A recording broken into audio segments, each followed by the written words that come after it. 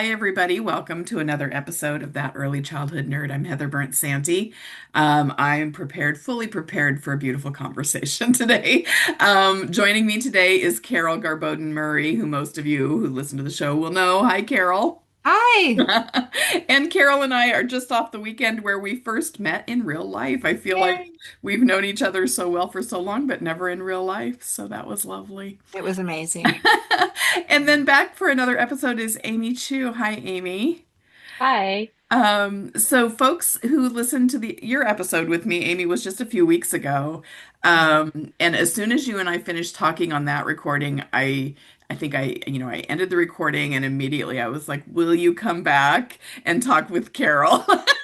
And I about this idea of kind of slowness and finding a more authentic rhythm and way of living and being with young children. So I appreciate you coming back for that. Um, Thanks for inviting me. Yeah. yeah. So of course we have to use a quote from Alison Clark's book Slow Knowledge and the Unhurried Child for this conversation. And I'll be honest with you, as I was flipping through it for quotes earlier, I was like, I want to buy a fresh copy and do a second read. Or else I'm gonna have to just find a different color highlighter so I can tell which highlights were from my first read. Because it's been a couple of years. But this quote's gonna comes from the end of the book, actually, the last chapter, where she writes, "A relationship with time is a given in education. This can include the limits of the school or nursery day, the schedules of parents and carers, the everyday routines that need to happen.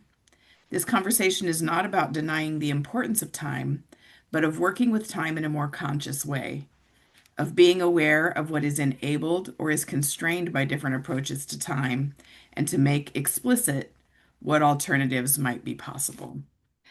She says, "I am emphasizing talking about time as well as slow." And I think that, is a given, right? If we're talking about slowing down, automatically our brains are going to go to time. But I want to see, do either of you have anything from that like a starting point or anything that came to mind for you as I shared that? I just thought I like the idea of the relationship, right? What Mhm. is your relationship with time? And I loved in the interview, in the talk, you and Amy posted a few weeks ago, how Amy confronted her relationship with time. And she was sort of vulnerable and said, that I don't remember exactly what you said, Amy, but that you had a real product. Mhm. Yeah, I remember what you said, but you were very efficient. You got a lot done. You were busy. You were, you had a different relationship with time that you had to examine. And I remember different times in my career doing the same thing, especially as I got older, and I would be like critical of younger teachers because I would think I walk 10 times faster than all of them. I can get so much done. Why are these people sauntering down the hallway like that? Like, and so it's like, Carol, what is wrong with you? You are this like boomer who has this crazy work ethic and you just are glorifying productivity. Mhm. And like you don't want the people you work with to think that that is the most valuable thing. Like I had to confront that. Like I must think I'm important when I'm rushing. Ah. I must think I'm important when I'm busy. And like, let's really think about what we're doing here. Mhm. Yeah, I agree. I feel like my lifelong struggle with time is really deep-seated, I just it was like almost a part of my identity, being efficient, being productive, multitasking, right? Now we're sort of learning that the brain can't really multitask, but I thought I was really good at it. And so that gave me a point of pride. Um, until I burned out. I couldn't sustain that, momentum. And in fact, I wasn't productive for a long time because I was slowly burning out until it was too late. And then I just had to leave that job. So now, I promise myself, and I think this is what my journey is so far, is I just promise myself I don't want to ever burn out again because I just can't, I don't even, meet my own needs. I can't be there for anybody else. And so it was really important that I really did go the opposite direction.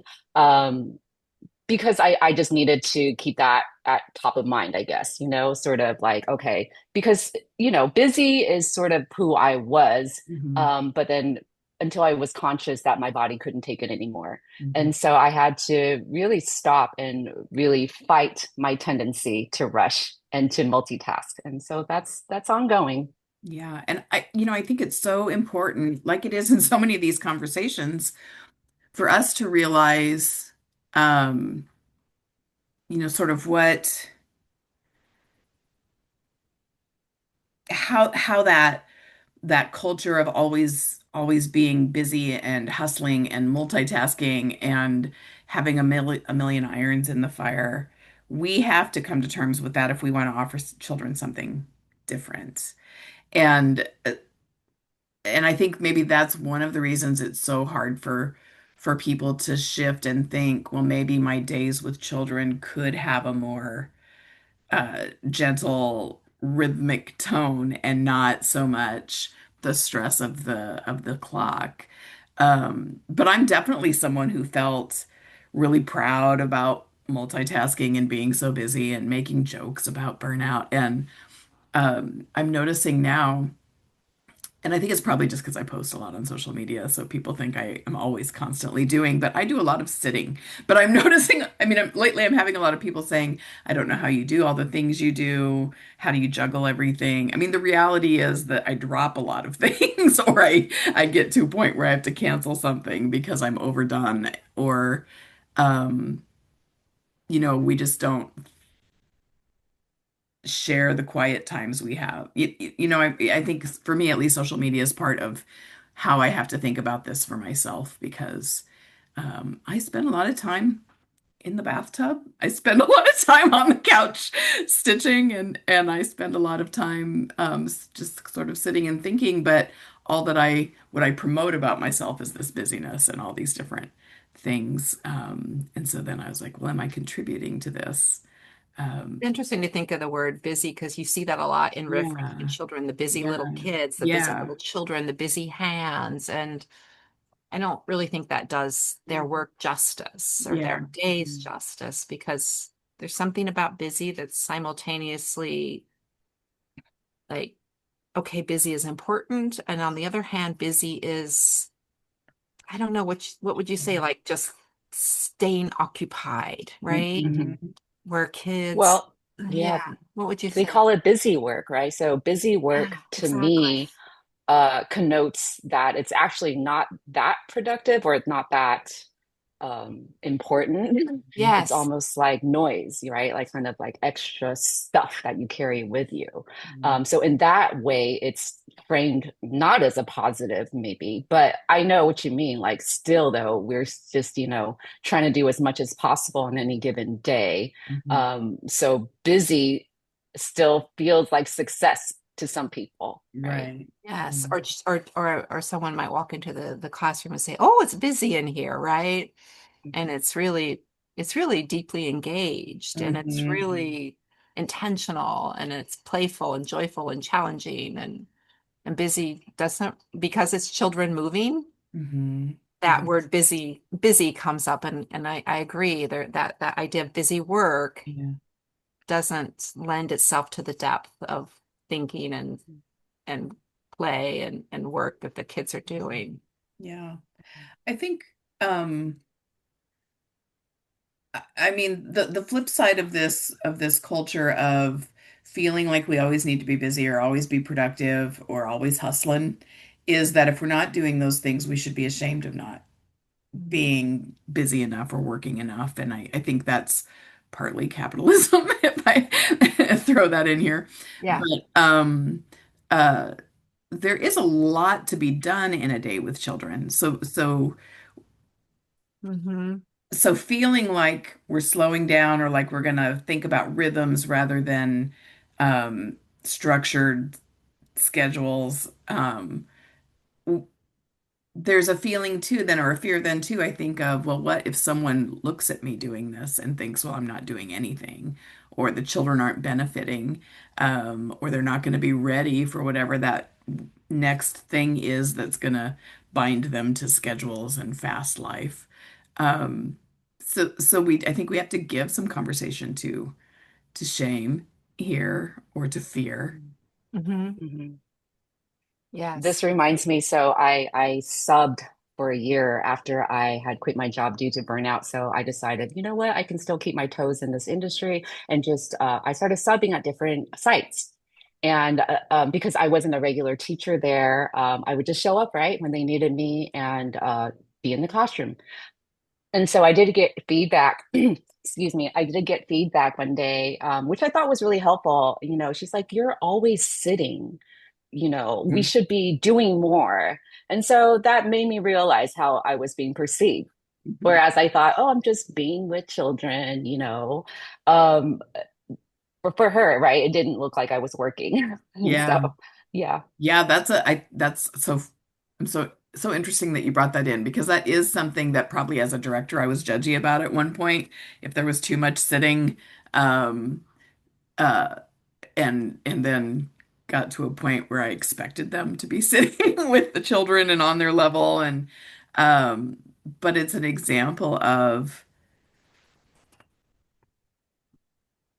yeah, that idea that if you're not continuously moving or doing or in charge as the adult, that nothing valuable is happening. And we should, yeah, be ashamed of that or try It to seems shift like something if different. if you don't have someone in the classroom that is an anchor, that is like Uh-huh. present with the Yeah. children, the play is so different, in Uh-huh. my opinion. So it seems like sometimes there's this idea that, okay, I'm going to watch and wait for that opening when everyone gets busy, when Yeah. everyone gets occupied, and then I can go do the dishes and blah, blah, blah, blah, blah. Mhm. Right? Instead of like, okay, now everyone is settled, now everyone is engaged, everyone is thinking and working. Now I really want to settle into this and see what the work is, see what the questions are, see what the research is, see what they're doing, so I can be a part of it, so I can learn from the children, not to Mhm. necessarily interrupt that. And I do think that like we all have different temperaments for that. But there is something about, and I was saying this a little bit this weekend about care. Care is an action usually. It's usually like I'm tying the child's shoes or I'm holding the child or helping the child eat or something. But there is another part of care that is just a presence that we can feel the presence of the other. And that is a way that we can show we care about something and someone by being there. And even like sitting next to the easel. I love children's paintings. So if I sit next to the easel, it seems like more and more children are coming to paint, and I'm not doing a whole lot except for saying, "Oh, wow, there's a big black dot in the middle of your paper," whatever I see. Uh-huh. But just about the presence of someone there, kind of appreciating the work of Mhm. children, that grounding force. Yeah.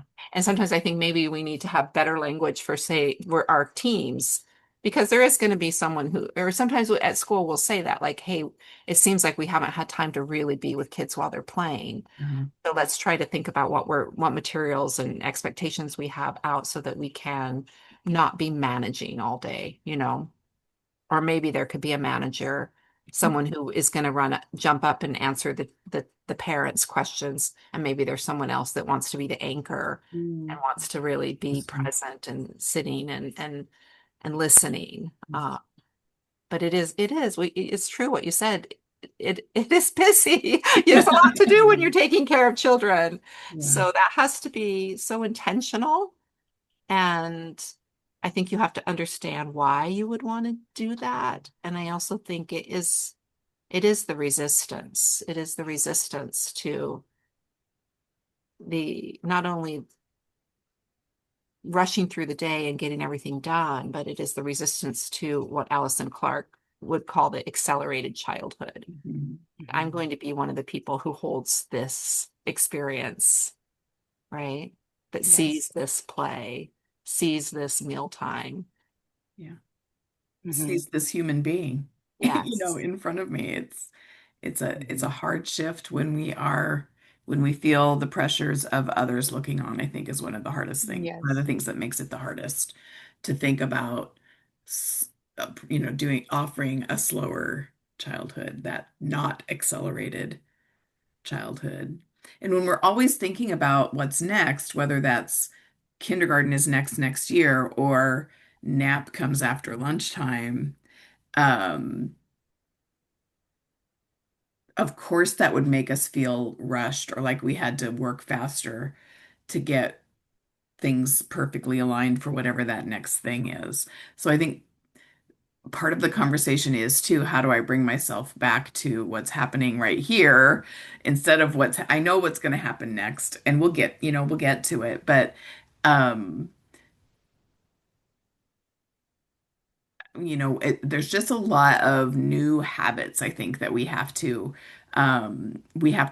think about ourselves and practice ourselves because it does feel so natural to work fast and to expect more and to focus on what's coming instead of just being like right here present.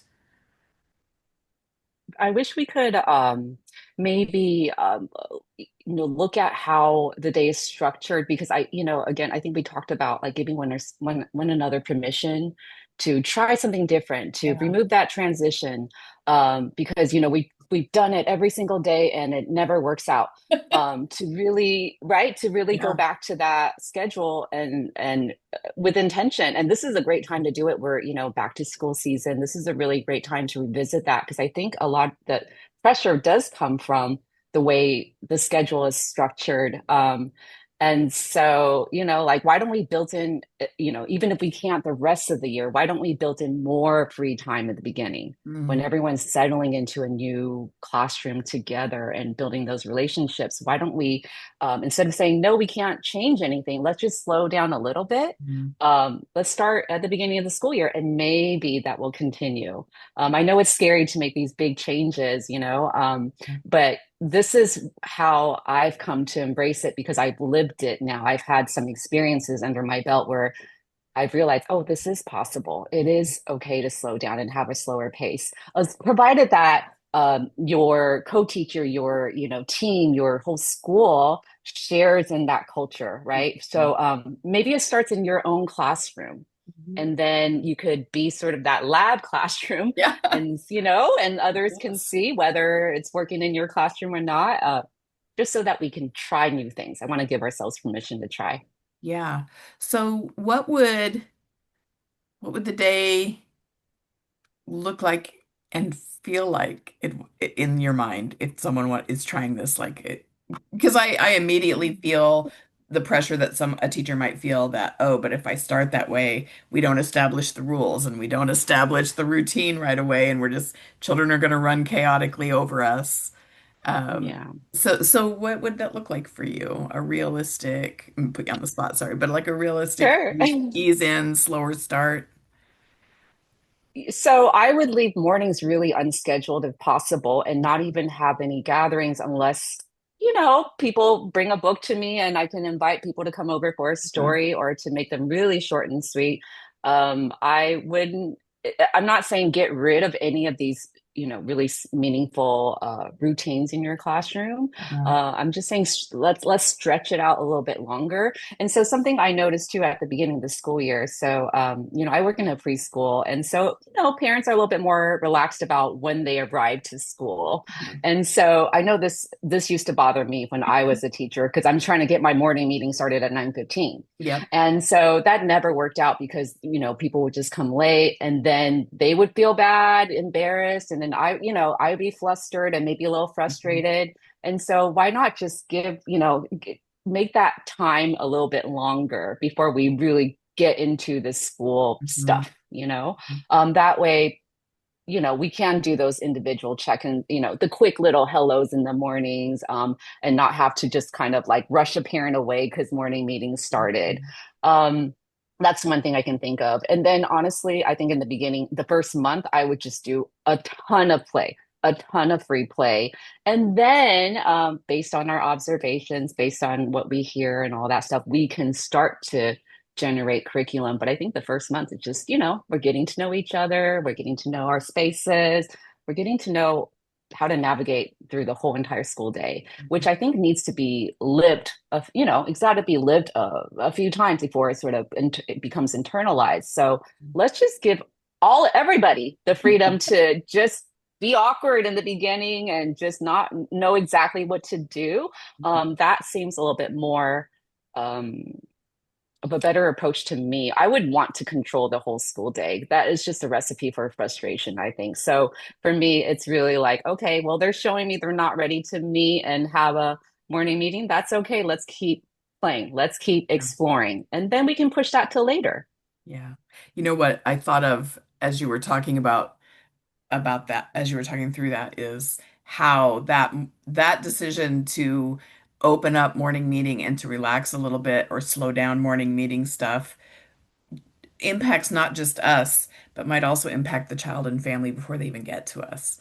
Because they don't maybe feel the stress and the parents not feeling like they need to rush because Miss Heather is going to be annoyed if I show up late and interrupt that morning group time. And maybe that contributes to take some pressure off, and we all get a better, slower start to the day And then we have the things from that the we have. not home person. Yeah. We have the things that we have to do, right? When we care for children. So there's the meals, there's the snacks and the meals and the toileting and the all the stuff that is a part about being human together. And so those things can rise to the surface Mhm. and we can say these are things that must be a priority. So how can we approach them with intention and care and slowness? Mhm. You know, and I know that Alison Clark, a lot of the people she talked about in her book, that's where they started with slowness. They started with the meals. And I just love thinking about that because it might be the time of the day if you are a new teacher, as I was. I remember it was not a time of the day that I gave any attention to. I had my story I was going to read, my song I was going to sing, my blah, blah, blah, blah, blah, the Uh-huh. art I was going to put out, and then, oh, snack. Okay, let's do snack. You know, I didn't think about how I might make that a beautiful Mhm. connecting time. And I think those are the times when we do really share ourselves with children and they with us. And in my school, we have like hallways. It's not the best Mhm. setup for care in terms of the bathroom isn't right there for everyone.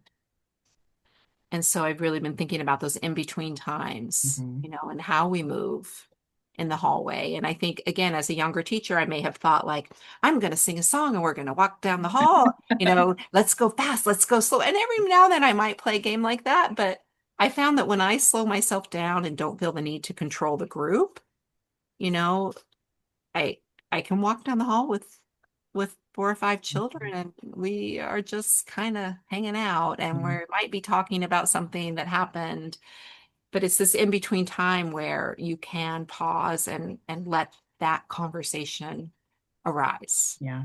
And it gives you such a big break. And that's so important too, right? Like we get a chance to even just mentally rest or emotionally rest during a really stressful job. I mean, sometimes the job is really stressful. I keep thinking too that if it's a full day program, that idea that all of the official formal planned stuff needs to only happen from 9 to 11, that's our learning time. That creates a lot of urgency Mm, and scheduled focus too, where if we just looked at our whole day, that there is no reason that story time couldn't be later in the day or after nap, or there's no reason that, whatever planned adult-led activities my system or my boss expects me to do couldn't happen at another time. Um, and yeah, just keeping that the rhythm of the routine carrying times is um, the framework, right? Everything else we can kind of fit around, and they still have that rhythm that they can kind of expect and know what comes next. That I think Amy and I talked about a lot in the other episode we did together. I mhm, think you can also think about your materials and what you're putting out that first month and maybe minimizing and like if you have this beautiful block corner where all the triangles go here and the rectangles go there, Mhm. like it might work out, but it might not. You Mhm. know, it might be overwhelming and at the first month of school. So maybe you have a big soft basket and you can play it, sing a song, let's put all the blocks in the basket. And Mhm. maybe in October you can work on a different kind of cleanup ritual, but I know I get overwhelmed at cleanup time. So I'm like, get the blocks in the basket. I Yeah. can't take Mhm. this. But Yeah. I'm amazed with some of my teachers who slowed down during cleanup time and how like, wow, you guys are so good at this. I was not good at this as a teacher. That Mhm. was a time that it was hard for me. Um, so the materials can also speak to slowness. Yeah. Mhm. As I think about this idea of shifting, and I'm going to have to rearrange when these episodes come out. So this one comes out maybe in the next couple of weeks when people are still thinking about early year, first of the year kinds of things. Um, but as you both were talking and describing the ways that you felt like we could ease into a school year like this and create a little slowness, thinking about getting to know each other. I was thinking of the folks who would be resistant to that, or the other, even if we're the lab classroom, like you talked about, Amy, and the other classrooms could maybe eventually see the value in what we're doing. But like families coming in too are very excited about the first, the beginning of a new school year, or even if you're a year-round program, there is that feeling in August, right, that something new is starting. Um, but I was thinking about the ways that we might be able to manage expectations so that everyone could see the intentionality between what we're doing. Like we're not just um, being less kind of quote unquote structured at the beginning of the year for funsies. We're like there's Mhm. intention. Like we're really being thoughtful, professional, intentional, early childhood educators, practitioners, teachers, whatever you call yourself. And it is helpful for us to think about before the fact, how could we, is it a newsletter? Is it some photos and explanation of what you might see in the first few weeks and why it might be different from what you're expecting?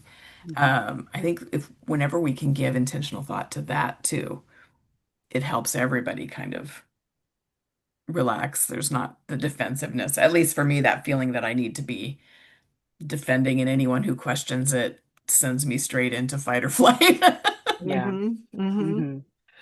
Yeah, makes a lot of sense. We send out, well, actually we just had our new family orientation, all the incoming families. So where we did explain what to expect from the first month or two of school. Mhm. And so exactly because right, I mean, I think, parents some parents might think, okay, they're going to start school and they're going to start coming home with work and all this Yeah. stuff and right. And so we want to help them to manage that expectation.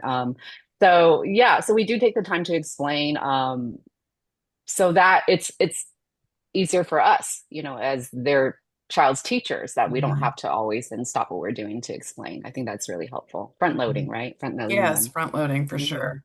Sometimes we like have a like a lens or a I don't know want to call it a theme, but like at our team meetings, we will say like maybe this first month of school, we're going to let's offer an inquiry that we can all kind of gather around. Like, Mhm.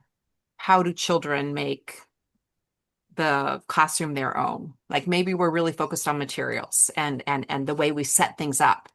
So how do children make this space their own? Or how do children demonstrate empathy and kindness towards each other? Or something that shows like welcoming them into school. So like what's important to you? You as an educator have spent a tremendous amount of time thinking about your room arrangement. Spent a tremendous amount of time thinking about belonging in the community that you're growing. So I think sometimes we could share those ideas with parents too. Just say like, as an educator, it's really important to me that children feel welcome. And part of the thing that I'm practicing right now is slowing down Mhm. and sitting on the floor. And I remember one of the first times I was a director, I was taking a parent on a tour, and both of the teachers were sitting on the floor in a toddler room, Mhm. and that we began to walk out of the room, and the parent was like, where are the teachers? Yeah. And I said, oh, they're right there. Yeah. And I told the parent, we really have been practicing on listening and on sitting and on eye contact. And really, like for us, teaching is being on the same level with the child. And it's such a compliment to me that you didn't see the teachers. That means we're doing a great job. Yeah. You know, Yeah. like how can we make those intentions more? Because for us, we've been with children for so many years. We're developing our values and our rituals and our the things that we know work and the things that help us and the kids slow down, but the parents are always fresh and always new. And I Mhm. think if they can hear those deeper intentions, they will appreciate the our work. Yeah. So can I ask either or both of you, because we've talked about transitions and we've talked about rituals, and I think that they're sometimes used synonymously, but I think for a conversation about how to slow ourselves down to really be with children and also to slow down that acceleration of childhood that we see, do you see a difference between a transition routine and a ritual that we have with children? And do you have examples of rituals that you love to do with children? Or am I just I playing see it a different. semantic game? I see it different. I think it's good to define it, Yeah, right? yeah. Because someone might think cleanup time is a transition, or they Mhm, might think snack is a transition. I don't see those as transitions. I see those as rituals. mhm. Mhm. So I see snack and cleanup time and toileting. I see that all as ritual. To me, a transition is just that switch switching from one, it's Mhm. like it's moving from Yeah. inside to outside. It's walking down the hallway to because someone has to go to the bathroom. To me, that's a transition. Mhm. What do you think, Amy? Yeah, I agree. And I definitely appreciate defining it because I think when I frame something as a ritual, I automatically bring more care into it.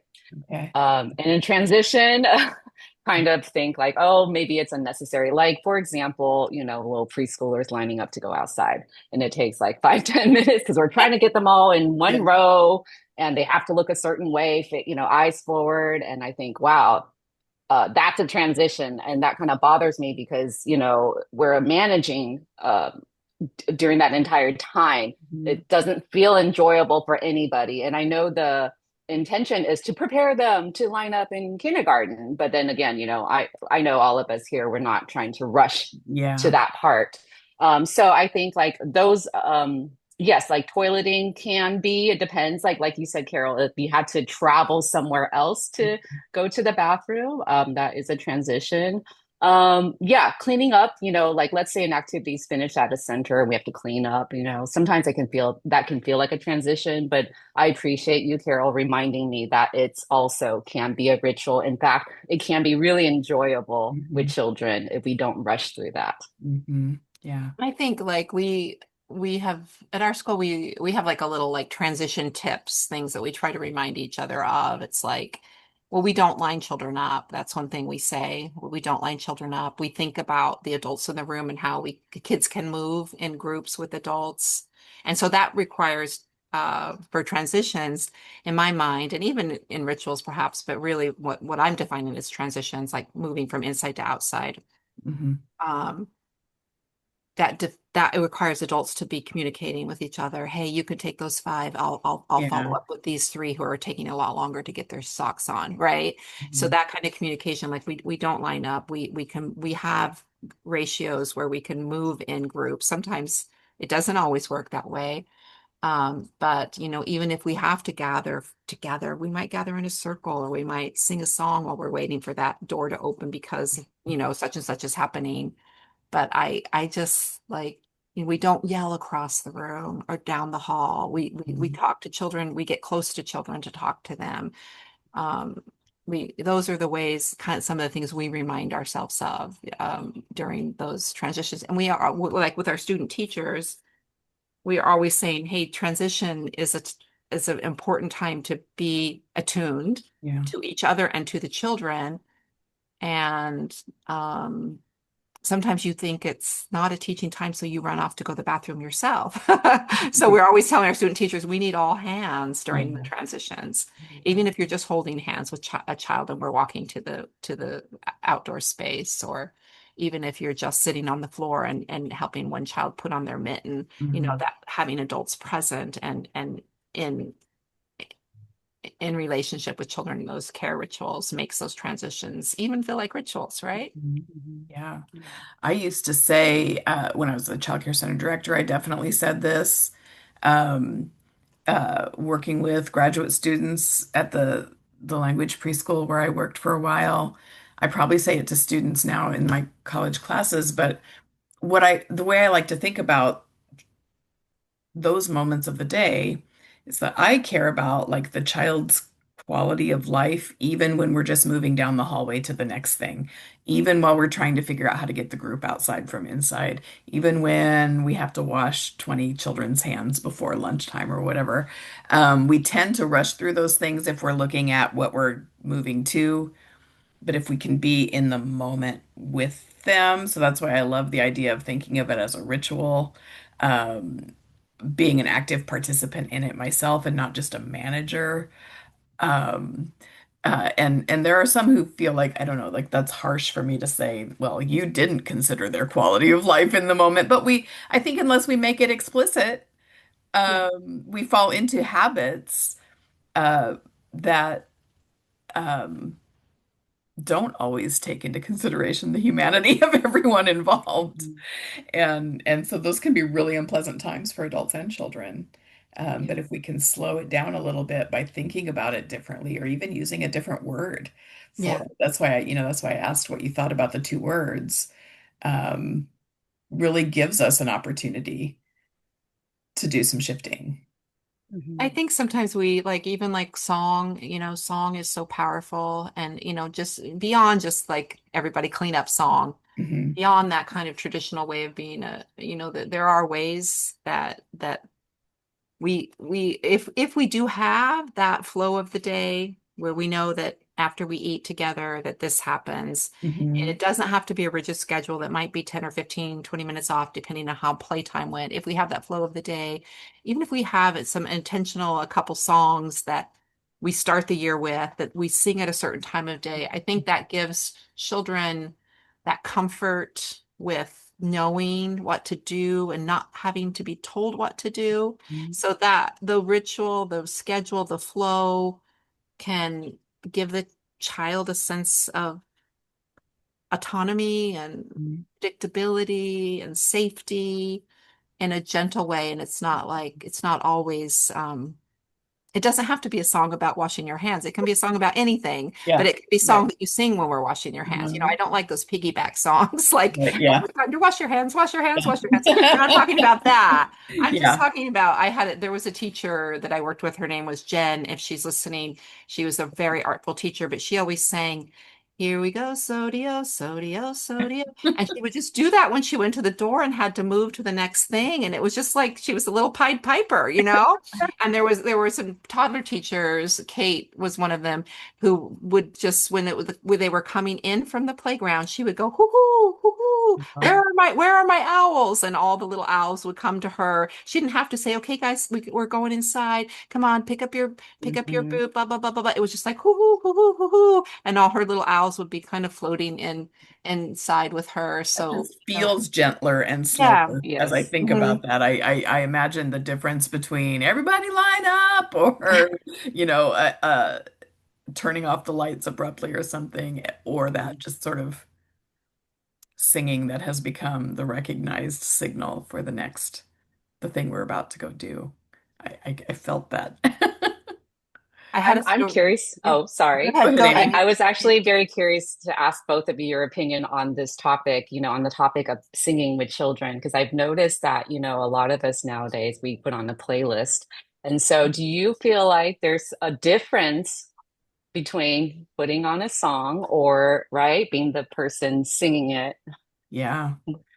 I Mhm. mean, I definitely and I saw that I've seen it in practice as I'm working with children in the last 10 or 15 years and with students that are in my classes now. I don't think early childhood teachers know songs to sing with children or feel they're so worried about feeling foolish or looking foolish or that you have to have some sort of beautiful professional voice to sing with children. I miss it. I think it is disappearing, and those playlists make it so much easier to just turn someone else's voice on.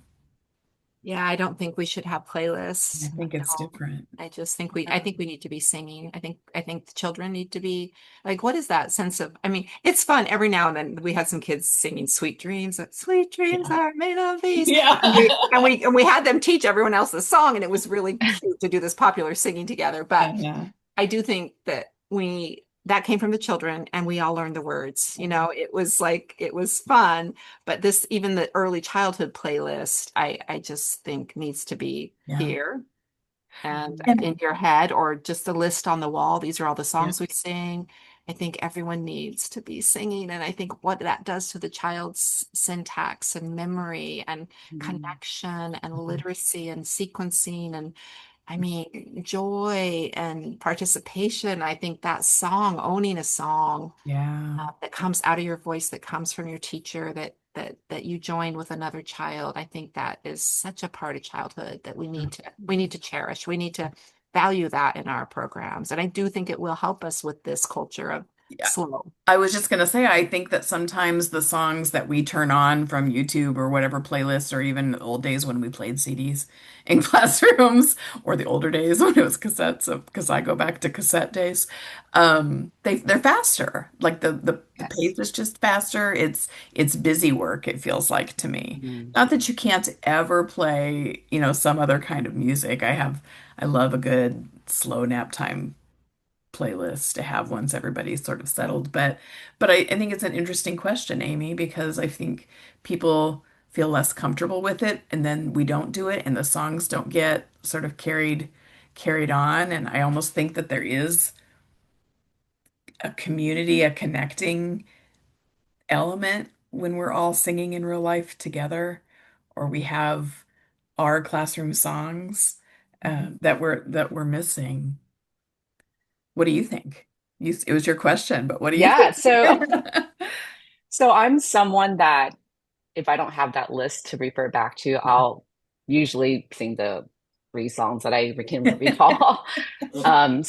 But I have noticed, you're working with teachers from different generations that that there's something magical about singing with children. And so I worked with a teacher that was, a little older than me, and she had just had all the songs, and she could just, at a drop of a hat, sing 10 of them in a row with children. It was so lovely. And so I really started noticing the difference between younger teachers and older teachers in that way. And so for me, I'm worried about those songs disappearing Yeah, and not, right? This is kind of like our oral tradition, like to not think that they're as important anymore. And because we have tech, we have, all these things at our disposal.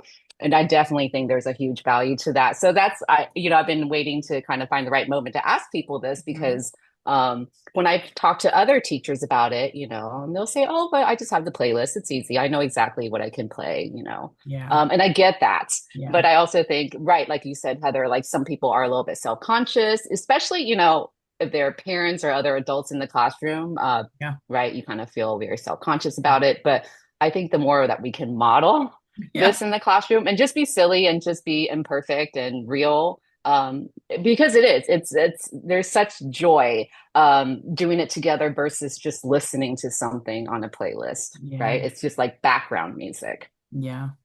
Which I think it, interferes with language development, right? If Yeah.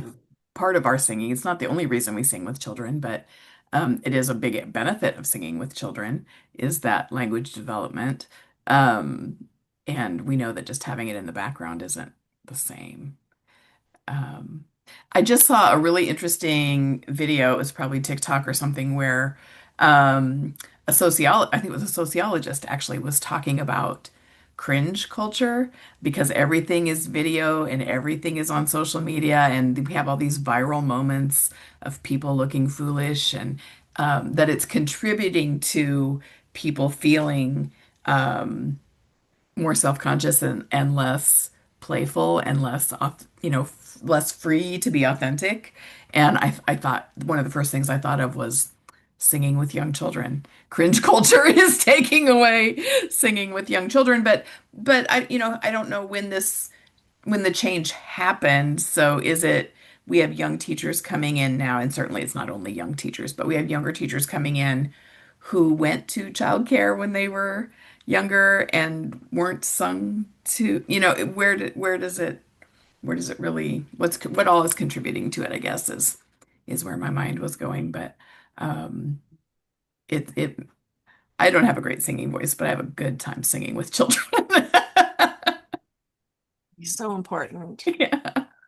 And it is hard to build that culture and to Yeah. and instill that confidence in people. And I think it's true. It's nice to have multi-generational uh educational communities and like sing together at Yeah. staff meeting when you don't have any children Yeah. there. And like I said, we usually try to like publish some sort of songbook, and talk to each other across classrooms. Like Yeah. maybe if we're all working on these 5 songs, then we can all get together before the holidays and sing these Yeah. songs as a school. So we do try to make an intentional practice around singing here Yeah. and printing the songs and maybe sending the words of the songs home to the families when they say, "What is that song that they're singing?" Yes. But I do think it takes work to really keep it alive if you're not the person that is comfortable with that, or maybe you didn't have that as a child. Mhm. We had most recently in the preschool I worked at, we had like a picture chart of the songs, and it Mhm. wasn't a photo, but it was just like a, some kind of clip arty kind of photo or Mhm. picture that was laminated and velcroed and stuck to the board. That was like it was like a songbook, right? These are the photos of the songs Yeah, that yeah, we yeah, sing. yeah. And I had laminated photos of each child, and I would do a very dramatic drawing out of the photo to see whose turn it was to pick the Love it. song. And it was so connecting and it was so much fun. And I never struggled to get children interested in it. But I did end up having to set up a YouTube channel of me singing all those songs so the parents knew what their kids were That's coming home perfect. singing or trying That's to sing. perfect. I love that. So, yeah, I think it's a lovely time that we're losing. Yeah, so Let's critical. bring it back. Yeah, that's how Yes, we're talking about it. So it doesn't go away because I right. really do feel like, wow, what if we aren't talking about this in another generation? What's that Yeah. going to look like? Yeah, I think it's such a great thing. It even so as a college teacher now, when I first went in, I was really worried about all the students feeling emotionally safe so we could learn together. And so if they didn't want to speak in class, I wasn't too worked up about it. But I've changed my mind as if you're going to be out there and be in these settings where we want you to be playful with children and we want you to be verbal with children and we want you to sing with children, even if it feels a little foolish, then I'm going to make you speak in class. So you start getting over a little bit of that feeling of worrying so much about dignity and that you're not willing to be a little silly and playful. So whether that's I'm right going to borrow that or did. if that's okay. I mean, yeah, I'm definitely going to do that because I was the same way. I was like, oh, everyone hates icebreakers. Well, just let them settle in slowly. But, Yeah. we always expect children to do all these new things, Yes. right? And we're not putting ourselves in their shoes. And so, yeah, I love that, framing that it's good to Yeah. even practice being playful if it doesn't come naturally, Because and that this it needs classroom can be safe for that. Yeah. Yeah. Yeah. I remember one time when I was young, I was working on my master's degree. I was in my 20s and I got this really great job it was called Nature Nursery, and it was a park. And the woman was showing me the animals. They had tortoises and opossums, and she had like this rehabilitation center in her office. And it was mostly just walking down the trail and Mhm. doing these like nature-based activities with kids. It was really great. She just like was doing an activity and kind of shadowing me, or I was shadowing her, and she handed me a corn snake, and I was like, oh, I was there in front of the children with Uh-huh. her. And I Uh-huh. don't like to hold snakes. And No. it was like, oh, this is a very friendly snake. It's a corn snake. They climb on the trees in Florida. And it was like wrapping itself around my wrist. And I'm like, Yeah. I'm a teacher now, I'm a teacher now. So it's just like you have to jump in sometimes, right? I can't shriek because she's Yeah. teaching the children about these animals and how to respect them Mhm. and Mhm. that snakes aren't slimy and you know they're very smooth. And she asked me to walk around and let the children touch the snake. But it always reminded me of like, wow, sometimes we have to jump and we have to sing. Sometimes we have to sing. Uh-huh. Kids need us to sing. Uh-huh. Yeah. Yeah. Well, we started with slow and we ended up with singing. Singing goes with slow. It does. And this is I one think of the things so. I love about these conversations. Like they just Mhm. always go somewhere that, Singing and Mhm. story, Yeah. And I think play, slow. all of those things. Yeah. It's the humanity, right? It's the artificial playlist kind of thing or the humans singing together. And I just think that any conversation we have about re-examining time or re-examining our ideas of structure or thinking about what children really need in their days with us has to be centered on the idea that everyone in the space is fully human. It's not me, the teacher, and this group, and the institution that we're in. It's we are spending our human lives together every day, and that can be so intense, You and can. and it can be really hard. Um, and I think that this kind of slowing down and being real uh, is one of the things that's going to help us get through that, right? I wish Yeah, it reminds me. I hope I didn't already tell you the story, Heather, but it was this little guy. I told it to a couple people. I don't think I told it to you. I This repeat little so many stories. Okay. You do whatever you need to On do. the topic of slow and living together and how Uh-huh. intense it can be, right? So he's in a group of like 12, 3 and 4 year olds, lovely classroom. Uh-huh. But he's one of those kids who has a hard time being in groups. Uh-huh. And I was walking by, the children were just getting up from nap time, and some of them were still kind of groggy. Some of them were getting the snacks ready. Some of them were going to the bathroom. So there was a lot of movement. Uh-huh. And he said, Carol, can I walk with you? And I was just walking down the hall. And I said, okay. And I said, his teacher, is it okay if he hangs out with me for 5, 10 minutes? She said, yeah, sure. So I took his hand, we walked down the hall, and his eyes were like right on this pair of sparkly pink light up boots, were rain boots that were in this basket. We had like a borrow basket, right? Uh-huh. In the hallway. He goes, can I put those boots on? I said, okay. So he put the boots on and he starts jumping in the hallway and the lights are sparkling. And I said, I'm going to go out to the patio because we had just planted some pumpkins. I said, I'm going to go out to the patio and check the seeds. And I thought he might want to do that with me. And he was just pacing on the patio. So all by himself, like in the sun in the afternoon, pacing on the patio, looking at his shoes, stomping and I was, doing some weeding and pulling up some kind of rearranging some of the pots we had planted and watering them. And I kept trying to invite him, hey, do you want to come do this? Look at this. We have some sprouts growing. He was not at all interested in what I was doing. He was just pacing and watching his steps, and the boots were lighting up. And I just kind of let him be right on the patio by himself, really, because I was just kind of doing my thing. He was doing his thing. And I thought that's just an in-between time. He just had 10 minutes to hang out on the patio, right? With these Yeah. boots on. And we just went back inside and he put the boots back in the basket and he went and had snack with the kids. But it's the value of the day. Uh-huh. We need to, and we value the circle time or the Or the pacing. playtime, the pace. Yeah, the pace. He just wanted to get out. He was delighted. He was delighted to put on those boots and stomp around on the patio. And I just thought that's something that I was able to share with him and be with him. And we weren't really together. We weren't really Uh-huh. like talking or like connected, but he just had a little escape from the classroom. Yeah, yeah. I mean, I'm not going to deny that it's really hard to slow down Hmm. in life like that, but Hmm. it's worth thinking about. I don't know. Were you going to say something, Amy? It looked like you started, and then I said, Uh, no, no. I mean, I think those moments are not wasted. I know it can seem yes. like, and I fight myself too on this. Like, should I step in? Should I say something? Make sure he's okay.